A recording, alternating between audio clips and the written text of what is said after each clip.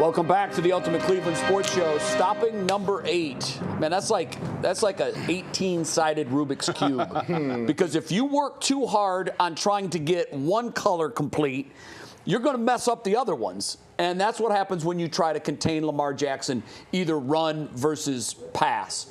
He's dangerous either way. How do you stop him? How do you attack him?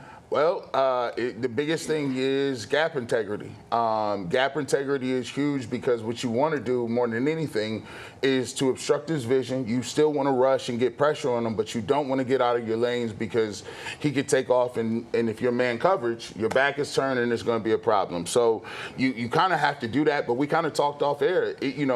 He's very improved as a passer. Like when he first came into the league, it wasn't like you were scared that he was going to carve you up from the pocket. But he's worked on his game as a passer, and he's efficient when he's throwing the football. So he's going to get his. It's about trying to slow him down a little bit and not letting him have those explosive plays where he puts you on a highlight reel. But it's going to be a tough thing. I think Myles Garrett has to have the game, and you got to stay in your rush lanes. Yeah, I mean, you see there, when you blitz him, the numbers aren't much worse. No, there's usually a much bigger decline than that. I mean, that's a very, all those numbers, he's a little worse against the blitz, but, that's natural. I mean, it's almost impossible to stop him. Like, you can't.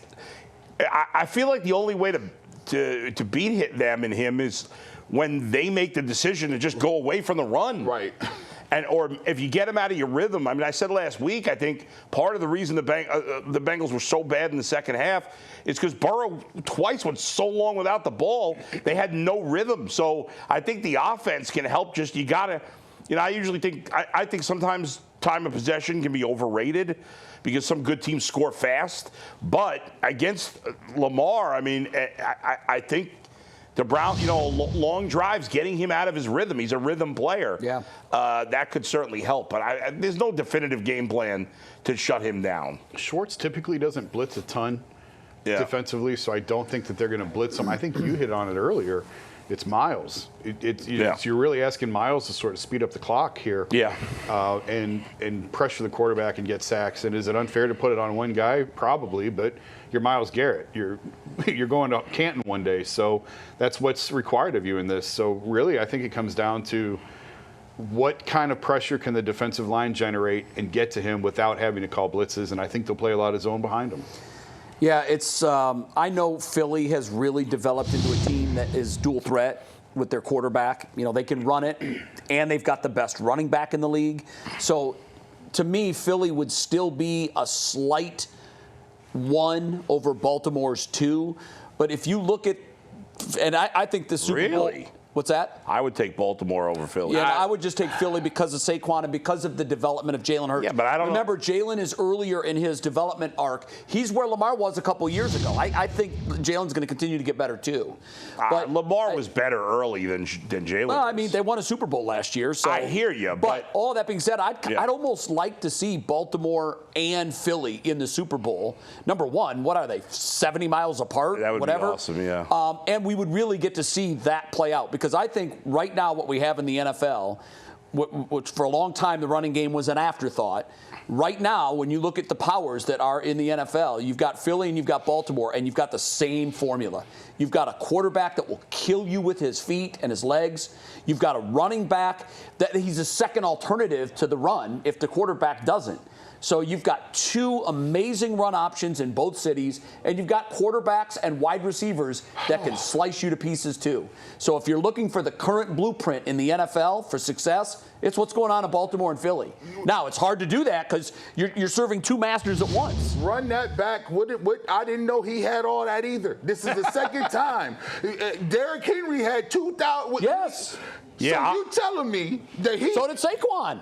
He almost had 2,000 yards in a quarterback. This is ridiculous. Yes, that's what I said. 5.9, yeah. It is the toughest task you can ask of a defense. Derrick Henry is the best running back of the last decade. Yeah. Easy. End of conversation. Yeah, and a lot of people forgot about it. A lot of people wrote him off. We were having conversations at the end of his Tennessee days if the tread was off the tires. We asked, should the Browns sign him? That's a true story. We asked it. We forgot all about There that. were guys on the panel that said, no, he's done. Hey, listen. Derrick Henry. I may have been one of them, but I don't remember Hey, that. when you playing a dual threat like that, and it wouldn't be bad that Lamar Jackson can move on you and skate. I don't know how many yards Lamar Jackson had as a runner, but here's the answer He to had the question. 9:15, G. 9:15. Yeah, they're video game numbers. Did I miss this year? Yeah, you were What was I sleeping. watching? You were hypnotized by the Browns. We were 3-14. 9,000. Here's the answer to the question. The answer to the question is you don't beat them with the defense. You only do what Buffalo did. You outscore them. You outscore them. That's it. And that's why Sunday is going to be a long day for us because our offense isn't going to outscore them. Period. Yeah. Full stop. Clip it. Play it on Monday. Well, now you just gave away the headlines. Yeah, all right. Oh, there was a lot of drama in this week's headlines. What? Oh, by the way, I'll give something else away. We all agree, which could mean we're all wrong because it usually means we all see it the same way.